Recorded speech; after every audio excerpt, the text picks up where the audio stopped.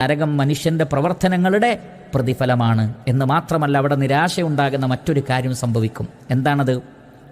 മരണത്തെ അല്ലാഹു സുബ്ഹാനഹു വ തആല അവിടെ വെച്ച് അറുത്തുകളയുമെന്നാണ്. അതെപ്രകാരമാണ് സംഭവിക്കുന്നത് നമുക്കറിയില്ല. പക്ഷേ ഗൈബിയായ കാര്യമാണ്, അതിൻ്റെ രൂപം നമുക്കറിയില്ല. പക്ഷേ നബി സല്ലല്ലാഹു അലൈഹി വസല്ലം അത് നമുക്ക് അറിയിച്ചു തന്നിട്ടുണ്ട്. ഇമാം മുസ്ലിം റഹ്മത്തുള്ളാഹി അലൈഹി അദ്ദേഹത്തിൻ്റെ സ്വഹീഹിൽ ഉദ്ധരിക്കുകയാണ്. അബൂ സഈദ് അൽ ഖുദരി റളിയല്ലാഹു അൻഹു പറയുന്നു, മരണത്തെ ഒരു ആടിൻ്റെ രൂപത്തിൽ കൊണ്ടുവരപ്പെടും. അതെങ്ങനെയാണ്? അത് അള്ളാഹുവിന് മാത്രം അറിയുന്ന കാര്യമാണ്. എന്നിട്ട് നരകത്തിൻ്റെയും സ്വർഗത്തിൻ്റെയും ഇടക്ക് അത് നിർത്തപ്പെടും. എന്നിട്ട് സ്വർഗത്തിലെ ആളുകളോട് ചോദിക്കും, ഇതിനെ നിങ്ങൾ അറിയുമോ? അവരൊക്കെ തിരിച്ചറിയും, അതെ ഇത് മരണമാണ് എന്നവർ മരണത്തെ തിരിച്ചറിയും. നരകക്കാരോട് ചോദിക്കും, ഇതെന്താണെന്നറിയാമോ? അവരും പറയും ഇത് മരണമാണ്, അവർ തിരിച്ചറിയും.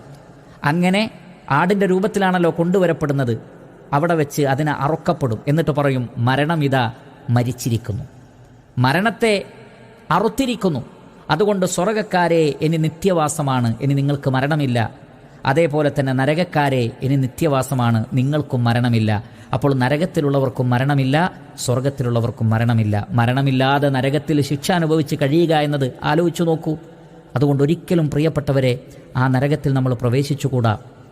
സുഖാനുഗ്രഹത്തിൻ്റെ സ്വർഗത്തിലാണ് നമുക്ക് പോവേണ്ടത്. അതിന് നമ്മൾ പ്രവർത്തിക്കണം, അധ്വാനിക്കണം. എങ്കിലേ നമുക്ക് സ്വർഗം ലഭിക്കുകയുള്ളൂ, നരകത്തിൽ നിന്ന് രക്ഷപ്പെടാൻ കഴിയുള്ളൂ.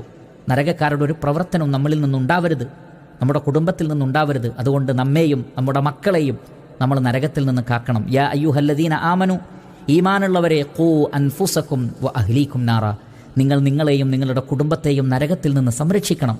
അതിനുവേണ്ടിയുള്ള അധ്വാനവും പ്രവർത്തനവും നമ്മുടെ ഭാഗത്തു നിന്ന് ഉണ്ടാവണം. അല്ലാഹു സുബ്ഹാനഹു വ തആല നാം ഏവരെയും കാത്തുരക്ഷിക്കുമാറാകട്ടെ.